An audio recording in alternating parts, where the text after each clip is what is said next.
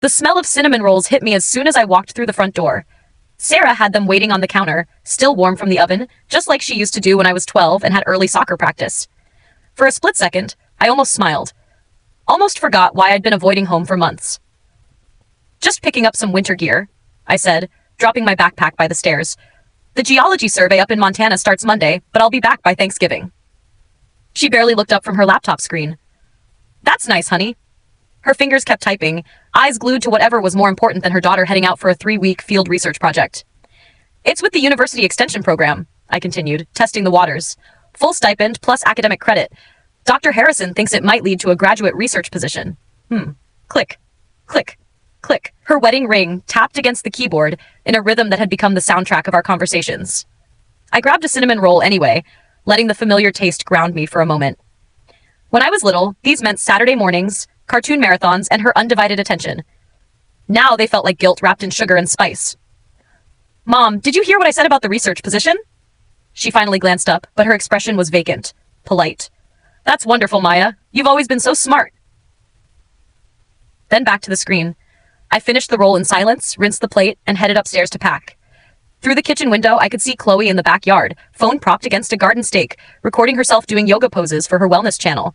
Her voice carried through the glass. "Remember, beautiful souls, alignment isn't just physical, it's about manifesting your authentic truth." Blake emerged from the garage, wiping grease off his hands with a rag. At 26, he still lived in the converted apartment above the 3-car garage, still worked part-time at the auto shop, still acted like supporting himself was everyone else's responsibility but his own. I packed quickly. Thermal layers, field notebooks, sample containers, the good hiking boots Dad had bought me for my birthday 2 years ago, back when he still remembered my birthday. "Drive safe," Sarah called as I headed for the door. She didn't get up from her laptop. "I will." No hug. No "I'll miss you." Just the familiar sound of her typing as I closed the door behind me. The drive to Bozeman was supposed to take 4 hours. I made it in 3.5, eager to lose myself in rock formations and soil samples, far from family dynamics that felt increasingly foreign.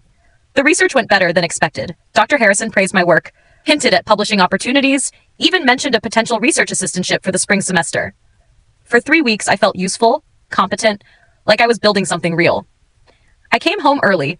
The project wrapped up on a Tuesday instead of Friday, and I was excited to surprise everyone with the news about the possible assistantship. Maybe this time they'd actually listen. But as I turned onto Maple Street, my excitement curdled into something cold and sharp. The moving truck was parked in our driveway. Men in blue uniforms carried boxes and furniture down the front steps. My boxes, my furniture, my desk, my bookshelves, my grandmother's quilt draped carelessly over someone's arm. Sarah stood on the porch directing traffic like a conductor, pointing toward the truck and calling out instructions. Chloe filmed from the sidewalk, her phone angled to capture the whole scene. Blake leaned against the garage door frame, smoking a cigarette and grinning like Christmas morning. "And there she is!" Chloe's voice carried across the yard as I got out of the car. Maya Rodriguez, 24 years old, finally learning what real independence looks like. This is what happens when you mooch off your family instead of growing up. I stood there, frozen, watching strangers load my life into a truck. "Where are they taking my things?" Sarah walked over, her face a mask of practiced sympathy. "Just storage unit downtown. Don't worry, it's paid through the end of the month." "What are you talking about?" "We've given you plenty of time to figure things out," she said, loud enough for Chloe's camera to pick up. "But you can't live here forever. Blake needs more space for his business, and Chloe's moving back home to focus on her content creation." Blake's business consisted of buying broken motorcycles off Craigslist and never quite finishing the repairs. Chloe had been living in a studio apartment that she could barely afford on her influencer income, which seemed to fluctuate based on how many people she could convince to buy overpriced essential oils. "I've been gone for 3 weeks. I said. "You couldn't wait until I got back to discuss this?"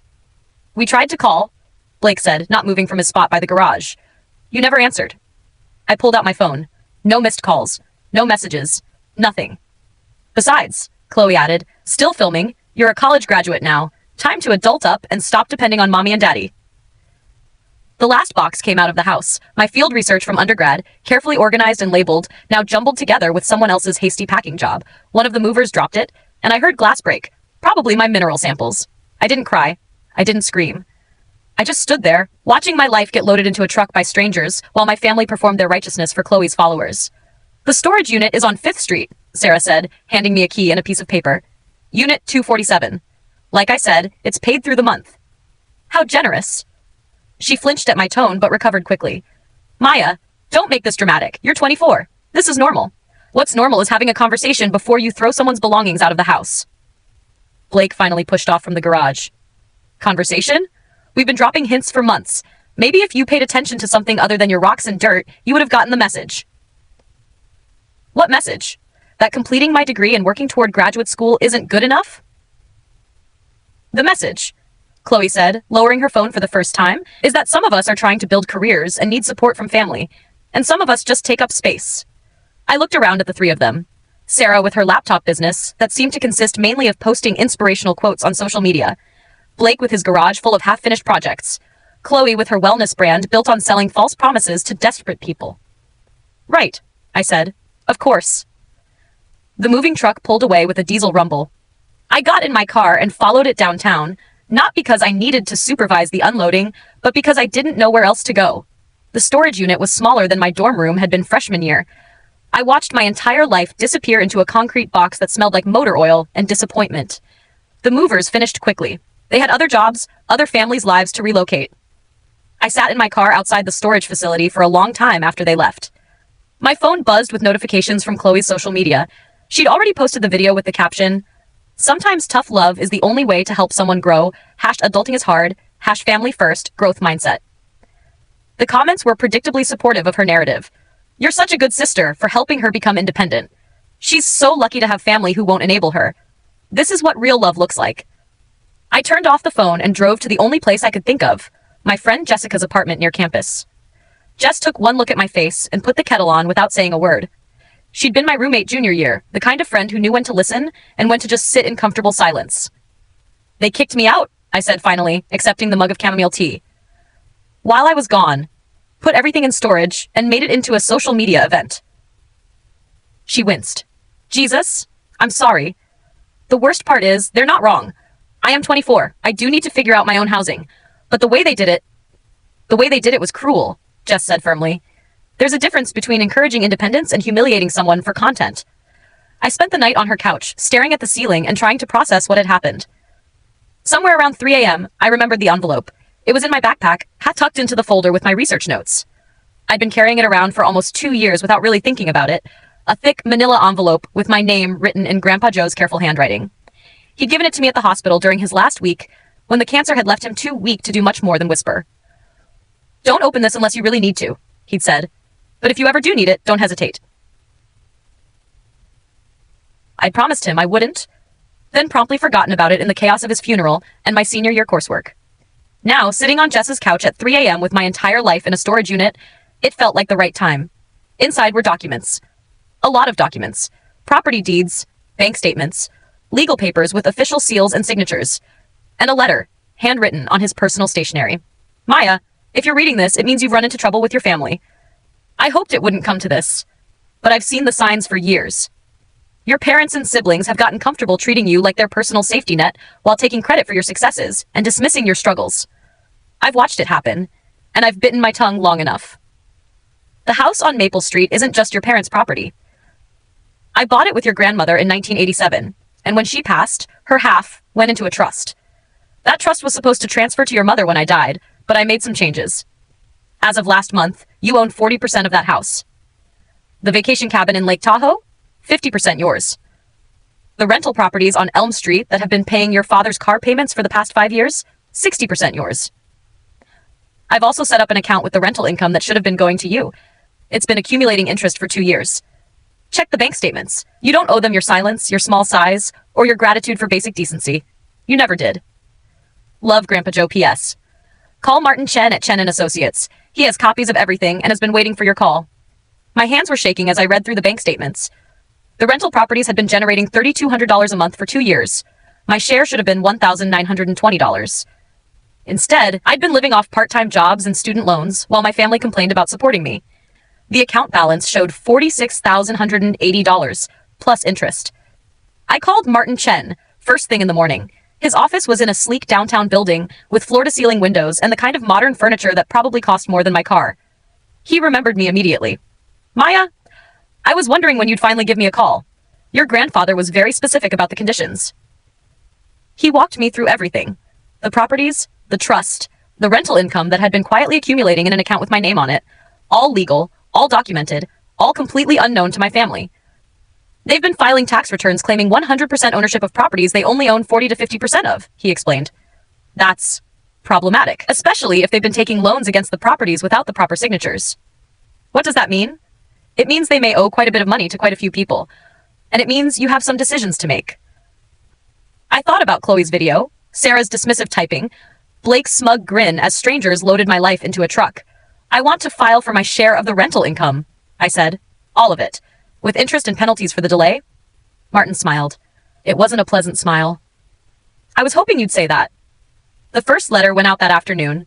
Certified mail, return receipt requested, delivered to the house on Maple Street where I'd lived until yesterday. Copies went to their tax attorney and their mortgage lender. I waited 3 days for a response. On Thursday morning, my phone exploded. Sarah called first. Maya, honey, there's been some kind of mistake. We got this legal letter and it's just not right. Grandpa wouldn't have done something like this without telling us. I let it go to voicemail. Blake called next. What the hell is this lawyer bullshit? You can't just claim you own part of the house. That's not how inheritance works. Voicemail. Chloe sent a series of increasingly frantic texts. OMG, did you really get a lawyer? This is so extra, Maya. We can work this out as a family. Don't let some attorney fill your head with crazy ideas. I forwarded all the communications to Martin Chen and turned off my phone. By Friday, Martin had heard from their attorney. The tone was very different. They want to negotiate, he told me over the phone. Apparently their tax situation is complex, and the mortgage company is asking some uncomfortable questions about the ownership discrepancies. What kind of negotiations? They're offering to pay you a lump sum to sign away your ownership claims, $30,000 to walk away and never mention the rental income again. I did the math in my head. $30,000 was about half of what they already owed me, and it would leave them with 100% future ownership of properties I had a legal right to. Counteroffer, I said.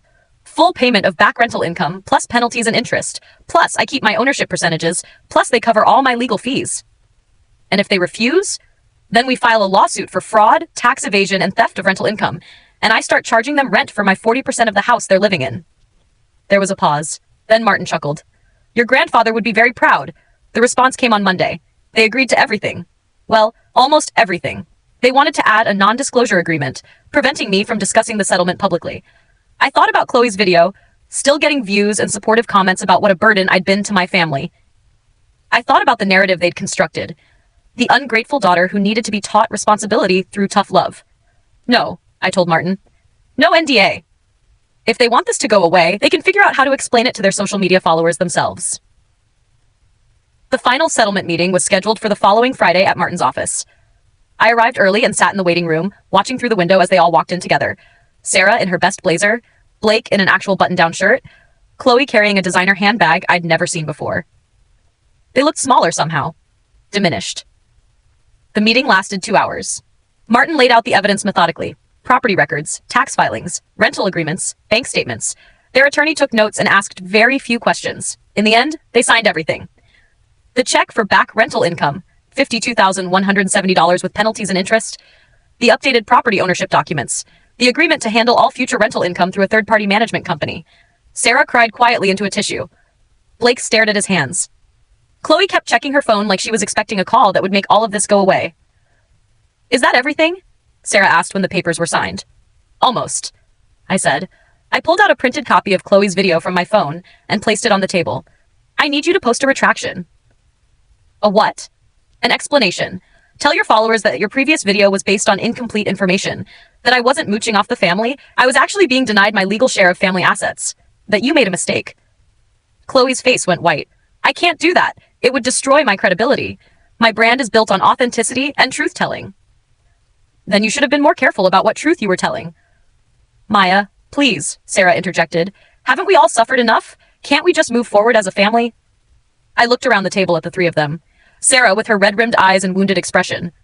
Blake with his sullen resentment. Chloe with her calculated concern about her brand. When you threw my belongings out of the house while I was away, did you consider family then? I asked. When you performed my homelessness for social media content, were you thinking about moving forward together? Silence. Post the retraction, I said, or I'll post my own video explaining exactly what happened here today, with documentation. Chloe posted the retraction that evening. It was brief, carefully worded, and buried at the bottom of her feed. But it was there. 2 weeks later, I used part of the settlement money to put a deposit down on a small apartment near campus. 1 bedroom, hardwood floors, a kitchen window that looked out onto a maple tree. The lease was in my name, paid for with money that was legally and ethically mine. I enrolled in the graduate program Dr. Harrison had mentioned. The research assistantship came with a modest stipend and full tuition coverage. Between that and my share of the ongoing rental income, I would be financially independent for the first time in my life. Not dependent on their goodwill or their mood swings or their sudden decisions about what I deserved. Sarah texted occasionally. Brief messages about family dinners I wasn't invited to, holidays I wasn't expected to attend, Blake's latest project, or Chloe's newest sponsorship deal. I responded politely but briefly. The days of long heart-to-heart conversations were over. Blake never contacted me directly, but I heard through Jessica, who heard from her sister, who worked with Blake's ex-girlfriend, that he'd had to get a real job to help with the mortgage payments.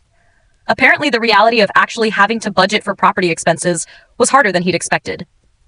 Chloe's follower count never fully recovered from the retraction. Turns out, audiences don't like finding out they've been manipulated, even when the manipulation comes with a pretty apology and strategic hashtags. 3 months after the settlement, I was organizing my new apartment when I found Grandpa Joe's letter again. I read it one more time, then carefully placed it in a frame on my bookshelf, right next to my diploma and the acceptance letter for graduate school.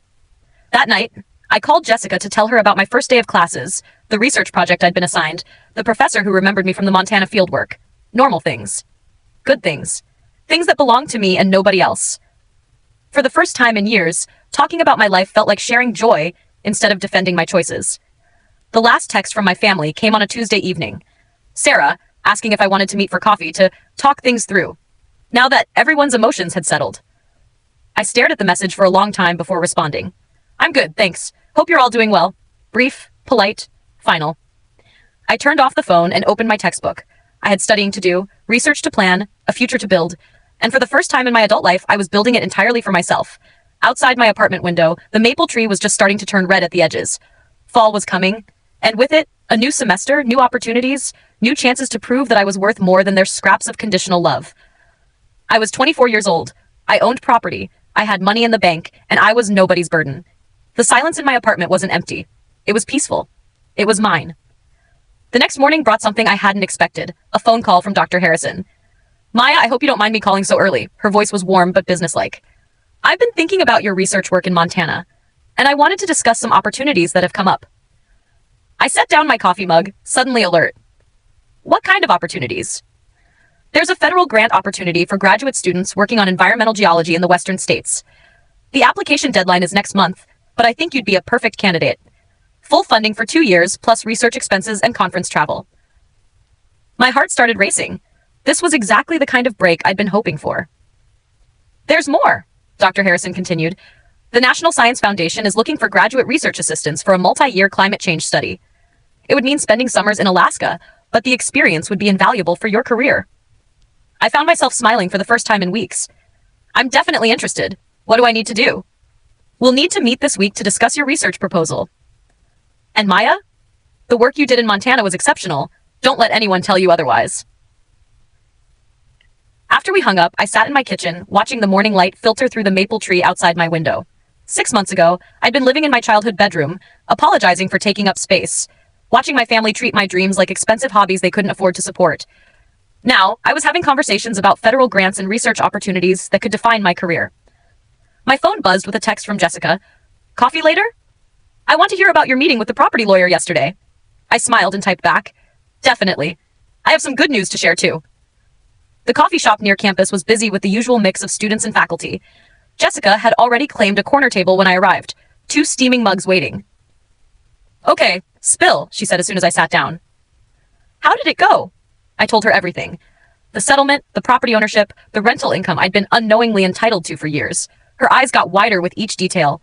Holy shit, Maya. They've been stealing from you this entire time? Basically, yeah. And they made me feel guilty for accepting their generosity while they were living off money that was partially mine.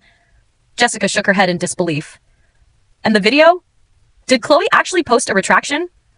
I pulled up her Instagram on my phone and showed her the post. It was buried in her feed, sandwiched between a sponsored post for protein powder and a motivational quote about releasing toxic energy. Upon reflection, Jessica read aloud, I realize my previous content about family dynamics may have lacked important context. I'm committed to growth and learning from this experience. That's it? That's her apology? It's more than I expected, honestly. She cares more about her brand than she does about being honest. Speaking of which, Jessica said, lowering her voice, did you see that Blake got fired from the auto shop? I hadn't heard that. When? Last week. Apparently he got into it with the owner about his work schedule. From what I heard, he was showing up late and leaving early, claiming he had family business to deal with. Turns out the family business was mostly playing video games in the garage. I felt a small stab of something that might have been sympathy, but it passed quickly. Well, maybe now he'll understand what it's like to actually face consequences. We talked for another hour about everything and nothing. My graduate school plans, her job interview next week, the new Thai restaurant that had opened downtown. Normal conversation between friends, without the undercurrent of family drama that had colored so many of our talks over the past year. As we were getting ready to leave, Jessica asked, "Do you miss them?" "Your family, I mean." I thought about it for a moment. "I miss who I thought they were," I said finally. "I miss the version of family I had in my head, but the reality? No. I don't miss walking on eggshells or having to justify my existence every day." The drive home took me past Maple Street. Without really planning to, I turned down the familiar road and slowed as I approached the house. Sarah's car was in the driveway, along with a blue Honda I didn't recognize. Through the front window, I could see people moving around in what used to be my room. They'd already moved on. Someone new was living in the space I'd occupied, benefiting from the rent payments they'd been collecting without telling me. I didn't feel angry anymore. Just distant. Like I was looking at a house where strangers lived, which I supposed was true now. My phone rang as I was pulling away. Martin Chen's name appeared on the screen. "Maya, I hope I'm not interrupting anything. I wanted to give you an update on the property management situation." "Is everything okay?" "More than okay. The management company has finished their assessment of the rental properties. Turns out your family has been significantly undercharging tenants for years. Market rate for those units should be about 40% higher than what they've been collecting." I felt my eyebrows go up. "What does that mean?" "It means your monthly income from the properties is going to be higher than we initially calculated. About $2,700 a month instead of $1,920. I had to pull over to fully process what he was saying. With my graduate assistantship stipend, I would have enough money to live comfortably, save for the future. Maybe even take that summer research position in Alaska without worrying about finances. "There's something else," Martin continued. "The management company also found some irregularities in the maintenance records. It looks like your family has been claiming tax deductions for repairs and improvements that were never actually made." "More tax problems?" "Potentially. I've forwarded everything to their accountant. They'll need to sort it out, but it's not your responsibility anymore." After we hung up, I sat in my parked car for a while, watching other people live their normal lives. Dog walkers, joggers, a mail carrier making his rounds. People who weren't dealing with family lawsuits or discovering they'd been financially exploited for years. I envied them their ordinary problems. That evening, I started working on my graduate school application essays. The prompts were standard: career goals, research interests, why I'd chosen this field. But as I wrote, I found myself thinking about resilience, about the difference between the support you think you need and the strength you discover you already have. My interest in environmental geology stems from a fascination with systems, how they form, how they sustain themselves, and how they respond to stress. In my personal life, I've learned that human systems can be just as complex and sometimes more fragile than the geological processes I study. Understanding family dynamics taught me to recognize when a system becomes unsustainable. Sometimes the healthiest response to a toxic environment is not to try to fix it, but to remove yourself and build something new. I paused, wondering if that was too personal for an academic application. Then I kept writing. This perspective has shaped my approach to research.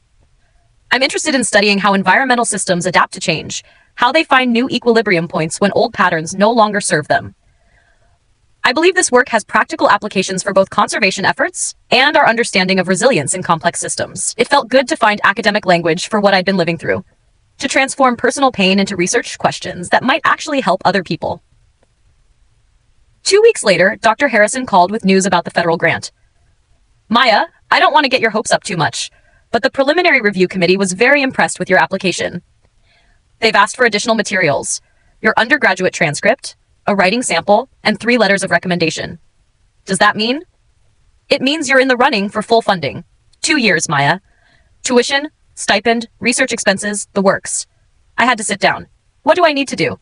Can you meet me on campus tomorrow? We'll go over everything together. And Maya, start thinking about your research proposal. If this comes through, you'll have the resources to tackle some really significant work." That night, I called my grandmother's sister in Oregon. Aunt Linda was the only family member who'd stayed in touch after Grandpa Joe's funeral, sending occasional cards and checking in every few months. Maya, sweetheart, what a lovely surprise. How are you doing? I found myself telling her everything. Not just the facts, the settlement, the properties, the graduate school opportunities, but how I was feeling. The strange mixture of grief and relief, the way freedom felt heavier than I'd expected. Your grandfather would be so proud, she said when I finished. He worried about you. You know, he could see what was happening, how they were treating you. Why didn't he say something while he was alive? He tried, in his way, but your parents, they've always been good at making other people feel like the problem. He thought giving you those documents would be more powerful than anything he could say. We talked for an hour. She told me stories about Grandpa Joe that I'd never heard, about his own struggles with family expectations, and his decision to build a life on his own terms. He used to say that some people are born into families and others have to create them, Linda said. Sounds like you're learning the difference. As autumn deepened, my new routine took shape. Graduate classes 3 days a week, research work in the lab, evenings spent reading and writing in my apartment. Simple pleasures, cooking dinner for one, choosing my own schedule, having conversations that didn't require careful navigation around sensitive topics. The federal grant came through in November. Dr. Harrison called on a Tuesday morning, and I could hear the excitement in her voice before she said a word. Maya, are you sitting down? Should I be? Full funding, 2 years. They want you to start in January. I sat down hard on my kitchen chair, suddenly dizzy. Are you serious? Completely serious. The review committee called your proposal innovative and essential. They're particularly interested in your work on geological resilience and climate adaptation. After we hung up, I sat in my kitchen in complete silence for about 10 minutes. Then I called Jessica, who screamed so loudly I had to hold the phone away from my ear. Maya, this is incredible. We have to celebrate. I can't believe it's real. It's real because you made it real. All those years of studying, all that work in Montana, dealing with your family's bullshit, it was all leading to this. That evening, I did something I hadn't done in months. I drove past the house on Maple Street. The blue Honda was still in the driveway, but now there was a moving truck parked on the street. I slowed down, curious despite myself. Blake was loading boxes into the truck, his movements sharp and frustrated. Sarah stood on the porch, arms crossed, saying something I couldn't hear through my closed windows. Chloe was nowhere to be seen. I didn't stop. There was nothing left for me there. Instead, I drove to the storage unit where they dumped my belongings all those months ago. I'd been meaning to sort through everything, figure out what was worth keeping and what could be donated. The unit smelled the same, motor oil and neglect. My books were still in boxes, my desk disassembled and leaning against the wall. But seeing it all now, after everything that had happened, it looked different. Smaller, less like a tragedy and more like the raw materials for a new beginning. I spent the next few hours sorting through boxes, setting aside things I wanted to keep and making a pile for donations. At the bottom of one box, I found something that made me laugh out loud. A participation trophy from middle school science fair, awarded for a project about sedimentary rock formation. Even then, I'd been fascinated by how pressure and time could transform simple materials into something entirely new. I kept the trophy. Christmas came and went without contact from my family. I spent the day with Jessica and her parents, who treated me like I'd always been part of their family. We cooked too much food, watched movies, and played board games until late at night. It was the best Christmas I'd had in years. In January, I started the graduate program with full funding and a research project that would take me to 3 different states over the next 2 years. Dr. Harrison introduced me to colleagues at other universities, researchers whose work I'd been reading since undergraduate school. Maya's going to be studying geological resilience in climate-stressed environments, she told a professor from Colorado State. Her approach to systems thinking is really innovative. I still felt like I was pretending to be someone more important than I actually was, but I was getting better at accepting opportunities without immediately assuming I didn't deserve them. 3 months into the program, Martin Chen called with an update. The IRS finished their review of your family's tax situation, he said. They're going to owe significant penalties and back taxes, plus interest. How significant? Enough that they're talking about selling the lake cabin. I felt a brief flicker of something, not quite sympathy, but recognition of how completely their world had shifted. They'd built their lifestyle on money that wasn't entirely theirs, and now they were facing the consequences. There's something else, Martin continued. Blake filed for bankruptcy last month. Apparently the divorce was more expensive than he anticipated. I hadn't even known he was getting divorced. Divorce? His ex-wife found out about the property ownership situation and decided she wanted a bigger settlement. Since he doesn't actually own as much as he claimed during their marriage, things got complicated quickly. It should have felt like victory, but mostly it just felt exhausting. All those years of drama and manipulation, and for what? They'd ended up worse off than if they'd just been honest from the beginning. Spring brought new research opportunities. I was accepted for a summer field program in Alaska, studying how permafrost changes affected geological stability. The work would be challenging, but it was exactly what I dreamed of doing when I first fell in love with geology. More importantly, it was work I was doing because I chose it, funded by grants I'd earned myself, in a program that valued my ideas and my potential. Jessica helped me shop for cold weather gear, laughing as I tried on increasingly puffy coats and insulated boots. "Remember when you thought your biggest problem was finding somewhere to live?" she said, watching me test the flexibility of thermal gloves. "Now you're planning research trips to the Arctic. Sometimes I still can't believe it's real." "Believe it. You earned every bit of this." The night before I left for Alaska, I found myself going through Grandpa Joe's documents one more time. The letter, the property deeds, the bank statements that had changed everything. At the very bottom of the envelope, I found something I'd missed before, a small piece of paper with a phone number and a name I didn't recognize. "Call if you need to talk to someone who understands." I stared at the number for a long time before dialing. "Hello?" The voice was elderly, unfamiliar. "Hi, I'm calling about a note my grandfather left.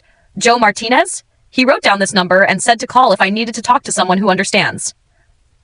There was a pause. "Maya?" "Yes." "Oh, honey, I was wondering when you'd find that note. This is Dorothy Chen, Martin's mother. Your grandfather and I had coffee every week for about 10 years after your grandmother passed." We talked for 2 hours. Dorothy told me about her own struggles with family expectations, about the children who'd assumed her property and her money were theirs to manage, about the loneliness of setting boundaries with people who were supposed to love you unconditionally. "Your grandfather was so proud of you," she said. "He used to talk about your research, your dreams. He was worried you were too kind to stand up for yourself." I learned. Yes, you did. And the beautiful thing is, you learned without becoming cruel. That's not easy to do. Alaska was everything I'd hoped for and more challenging than I'd imagined. The research site was remote, accessible only by helicopter, and the work was physically demanding, in ways that studying Montana geology hadn't prepared me for. But standing on a cliff overlooking the Beaufort Sea, collecting samples from permafrost layers that hadn't been exposed to air for thousands of years, I felt more myself than I ever had. My research partner, Dr. Kim Patel, was a professor from University of Washington who'd been studying Arctic geology for 15 years. She was brilliant, demanding, and completely uninterested in treating me like I was delicate or inexperienced. "The data you collected yesterday was solid," she told me one evening as we reviewed our findings. "Your analysis shows real insight into how these systems respond to temperature changes." "Thank you." "Don't thank me. Thank yourself. You did the work." It was such a simple statement, but it hit me differently than compliments I'd received before. For years, I'd been grateful when people acknowledged my efforts, as if their recognition was what made my work valuable. Now I was beginning to understand that the work had value because I did it well, not because someone else approved of it. Near the end of the summer program, I got an email from Jessica with a subject line that made me laugh. "Guess who got arrested?" "Maya, you are not going to believe this. Blake got arrested for trying to steal copper piping from a construction site. Apparently, he thought he could resell it to cover his bankruptcy lawyer fees. It made the local news and everything." Chloe has been posting about how this is just another example of how toxic family dynamics can destroy even the strongest person, and asking for donations to help with his legal fees. The audacity is truly impressive. Hope Alaska is amazing, and you're having the time of your life. Can't wait to hear all about it when you get back. Love you, Jess. I read the email twice, then deleted it without responding to the news about Blake. Some stories didn't need my attention anymore.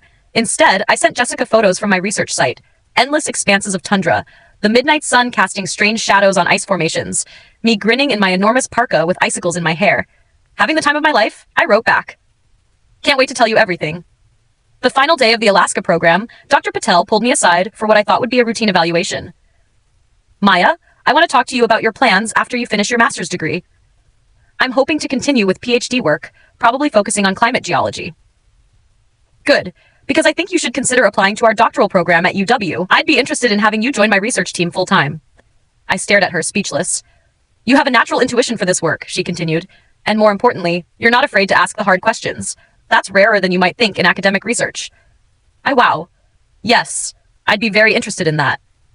"Excellent. We'll talk more when you get back to the lower 48, but Maya? Start thinking big. The work you're doing here could have real impact on how we understand and respond to climate change." Flying back to Montana that August, looking down at the landscape that had become home, I felt something I'd never experienced before. Complete confidence in my direction. Not arrogance. I still had years of work ahead of me, research to complete, skills to develop. But for the first time in my life, I knew without question that I was exactly where I belonged. My apartment felt almost luxurious after 2 months in Arctic research stations. Hot showers, fresh vegetables, a bed that didn't require 3 sleeping bags for warmth. I spent my first day back just enjoying simple comforts. The second day, I started planning my thesis proposal. 3 weeks into the fall semester, Martin Chen called with what he said was the final update on my family's situation. They've sold the lake cabin, he reported. Paid off most of their tax debt and penalties. Blake's legal troubles are resolved. Community service and restitution. No jail time. And the house? They're keeping it, but barely. Sarah had to get a full-time job for the first time in about 15 years. Apparently the laptop business wasn't generating as much income as she'd claimed. I found that I didn't feel satisfied by their struggles, just tired. The whole situation had become background noise to a life that was moving in exciting directions. Martin, I want to thank you for everything you've done. The settlement, the property management setup, all of it. Just doing my job, Maya. Though I have to say, it's been refreshing to work with someone who knew exactly what they wanted and wasn't afraid to ask for it. I learned from the best teacher. Your grandfather? Actually, I was thinking about my family. They taught me what I didn't want to become. That evening, I got a text from a number I didn't recognize. Hi, Maya. This is Chloe. I know we haven't talked since everything happened, but I wanted you to know that I'm in therapy now, and I'm starting to understand some things about our family dynamics. I'm not asking for forgiveness or anything. I just wanted to say, I'm sorry. I hope you're doing well. I stared at the message for a long time. Part of me wanted to respond, to ask what she'd learned in therapy, to find out if she really understood how much damage her video had caused. But a bigger part of me recognized that her journey wasn't my responsibility anymore. I deleted the message without responding. Winter in Montana brought new challenges and new opportunities. My thesis advisor, Dr. Harrison, was nominated for a prestigious research award, and she asked me to co-author the paper she was submitting. Seeing my name listed as a co-author on research that might be published in a major journal felt surreal. You've earned this, Dr. Harrison told me when I expressed my disbelief. Your work on geological resilience has been essential to this project. I was learning to accept recognition without immediately deflecting it, to say thank you instead of, it was nothing. In December, I got an official letter from the University of Washington. Dr. Akshay Patel's doctoral program had accepted me with full funding, tuition, stipend, research budget, and a guaranteed position on her Arctic research team. I called Jessica first, then Dr. Harrison, then Aunt Linda in Oregon. Each conversation filled me with more excitement about the possibilities ahead. For the first time in my adult life, I was making plans based on what I wanted to do, not what I thought other people needed from me. My lease in Montana was up at the end of May, perfectly timed for the move to Seattle. I'd be starting the doctoral program in September, which gave me a full summer to relocate and prepare for the next phase of my research.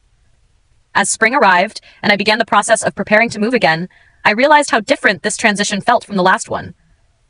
No panicked phone calls, no storage units filled with hastily packed belongings, no family members filming my displacement for social media content, just careful planning, excited anticipation, and the quiet confidence that came from making choices based on my own goals and values.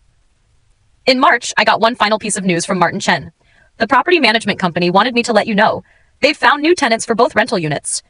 Higher rent, better qualified tenants, lower maintenance costs. Your monthly income is going to increase to about $3,100. Financial security was still something I was learning to accept. For so many years, I'd been told that wanting stability was selfish, that asking for my fair share was greedy. Now I was beginning to understand the difference between financial anxiety and financial responsibility. There's one more thing, Martin said. Chloe called my office yesterday. She wanted to know if there was any way to contest the property settlement, so that apparently her therapy has helped her realize that she didn't receive her fair share of the family assets. I laughed out loud. What did you tell her? I told her that the property distribution was based on legal documents prepared by her grandfather, and that she'd already signed agreements acknowledging the validity of those documents. Then I suggested she discuss her feelings about fairness with her therapist. Perfect. As I packed up my Montana apartment in May, I found myself thinking about cycles. Geological cycles that shaped landscapes over millions of years, and personal cycles that could transform a life in just a few months. 2 years ago, I'd been living in my childhood bedroom, apologizing for taking up space, watching my dreams get smaller to fit other people's expectations. Now I was preparing to start a doctoral program at a top-tier university with research opportunities that could define my career and financial independence that would support whatever choices I made. The transformation hadn't happened overnight, and it hadn't been easy, but it had been real, and it had been mine. On my last night in the apartment, I sat by the kitchen window where I'd spent so many mornings drinking coffee and planning my day. The maple tree outside was full and green now, a complete cycle from the bare branches I'd watched turn red the previous fall. My phone buzzed with a text from Dr. Patel. Looking forward to having you join the team in September. Hope you're ready for some serious Arctic fieldwork. I smiled and typed back, more than ready. And for the first time in my life, that was completely true. The silence in my apartment wasn't empty. It was peaceful. It was mine. And tomorrow, it would be someone else's, while I moved forward into a future I was building entirely for myself.